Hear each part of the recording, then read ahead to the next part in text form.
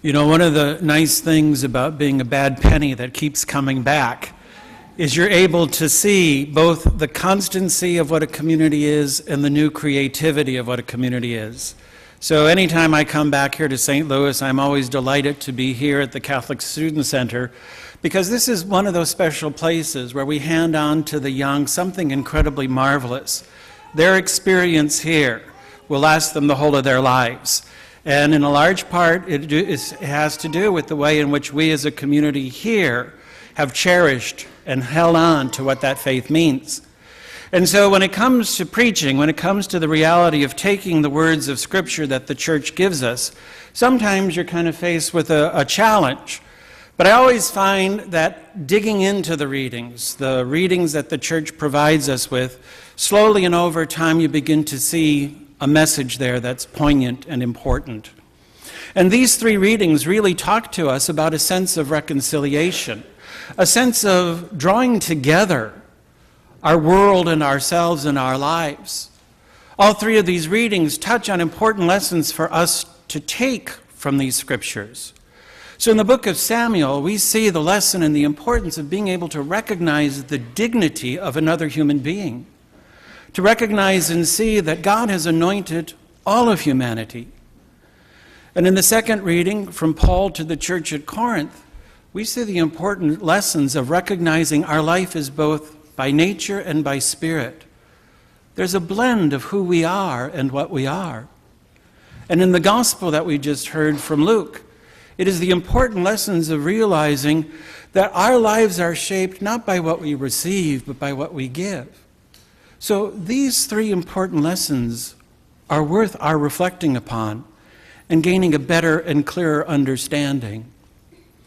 Because the fact is, in every one of us, there is an Abishai and a David. That part of ourselves that when we see our enemy, we want to destroy them, we want to annihilate them. The division that we know in our culture and society today is so much shaped by that way of thinking, that the other person, because they disagree with us or don't think like us or are our enemy, must be annihilated. But there's also the voice of David in each one of us that comes to recognize that another human being possesses something of an incredible dignity, and that dignity is something that belongs purely and truly to God. So in some sense then for us as Christians, we're given a bit of a conundrum, a bit of a puzzlement as to how we live our lives so that that voice of David is the one that speaks to us, that allows us to see the worth and value of one another and to cherish the gift that we are to one another, even with our differences, even with those things that we seem to think don't belong. The fact of the matter is, I would say that some of my best friends, the people that I love the most, at one moment or other in our relationship, I've wanted to kill them. That doesn't mean that our relationship has no value or meaning. It means that in those moments of recognizing the intensity of what a relationship is all about can draw us into a depth of rejection of the other. The philosopher Emmanuel Levinas talks about it as the horror of the face of the other. If I'm only about myself, I am in control. And the danger and difficulty in our self-centered society and culture is that we are at times way too preoccupied with me, myself, and I. And so the challenge is to be able to enter into those relationships that challenge us, that make us view and see a part of ourselves that's so different from them, but that we can still love them in the difference. Cherish one another in what the difference is all about. So being able to have a sense of that in one another, I think, is one of the key lessons for us as Christians. To recognize and realize that God's love for us as human beings has embraced all of humanity with its flaws and its imperfections. I sometimes wonder if we don't suffer from a certain tyranny of perfection, thinking that the only thing that's good and of value is the flawless and the perfect, when the fact of the matter is, what's cherishable, what's delightful, what's unique about us are very often our flaws and our quirkiness. Just look at Gary. Oh, I'm going to get grief after this. So then that first lesson for us to take from these readings is this, and the important lesson of this, that our lives need to be shaped in a way that we can come to live with what differences are, and to realize that even though there may be differences, it is not our place to annihilate or to destroy the other, but like David, to be able to see in the difference the reality of God's hand at work. And in that, to be able to transform the instrument of destruction, for example, the spear that Abishai wanted to use to kill King Saul, to transform that into an instrument of hope and of healing in our world. This is the challenge for us then to learn the lesson of how do we bring about reconciliation? How do we allow in our lives that moment of people coming together, of hearts joining that once were alienated and estranged? So in the gospel account that we just heard too, we see there is an incredible list that we're given, almost seemingly an impossible list, to be incredibly generous with one another, generous to a fault, to forgive so we can be forgiven, to love so we can be loved. All of those previously known as works of corporal mercy, to feed the hungry, clothe the naked, shelter the homeless, welcome the stranger and the orphan, and visit the imprisoned. All of these are things that change us, that allow us to move away from self-centeredness to interrelationship. A sense of realizing that who and what we are is discovered in the mystery of our lives and the sharing of what we have with one another. Now, according to the great contemporary theologian J.K. Rowling in her theology of house elves,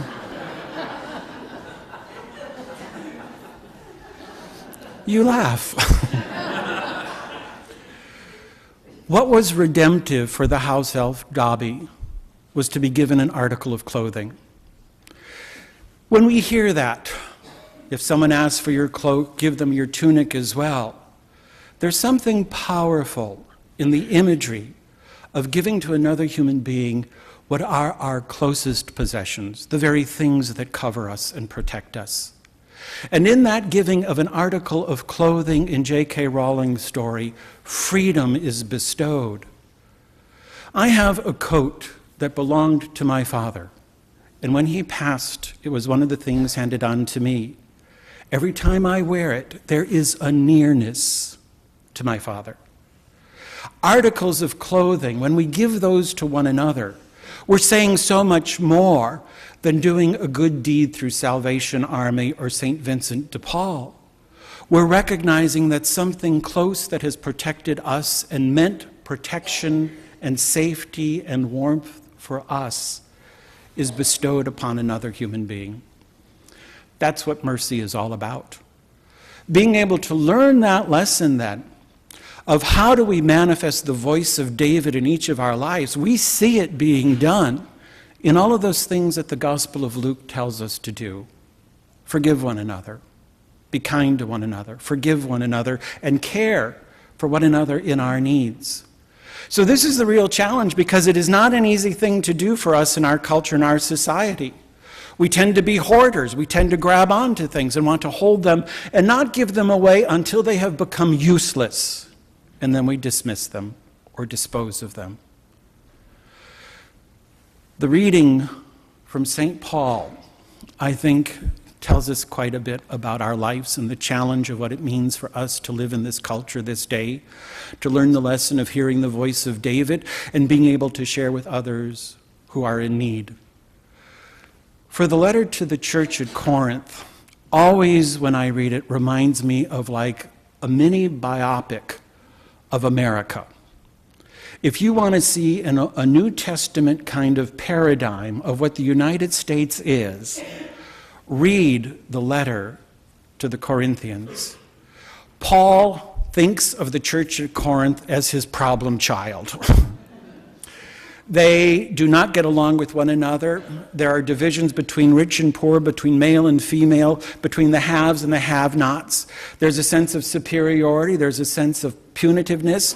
There is a way in which what Paul is kind of constantly in that letter calling them to is an awareness and awakening of something more in their lives than what is the petty element that haunts us all. And in this, what we're aware of that St. Paul is calling us to is this profound insight. Our life of charity and generosity, our capacity to be that voice of David in our world, rests upon this one simple reality, that in Jesus Christ, a new world has been opened up to us. It is not about the natural person, the things of this life and this order.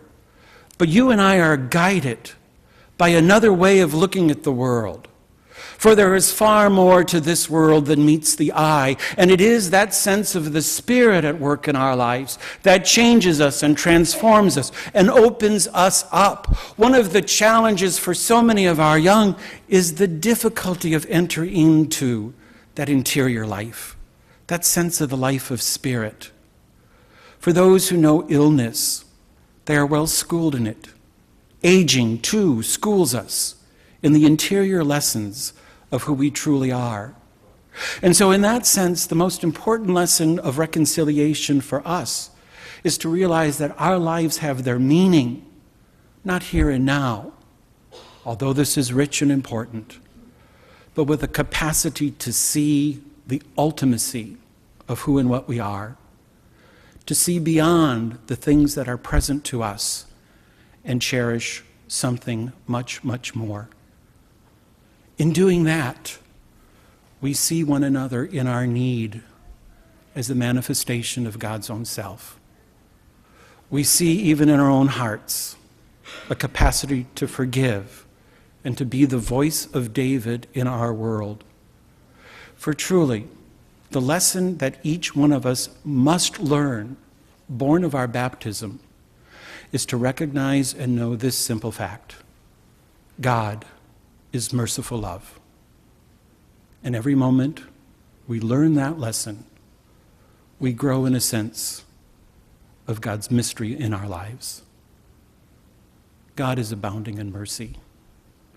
And our world with its divisions, its fractures, its enmity, truly must learn this lesson. Love one another.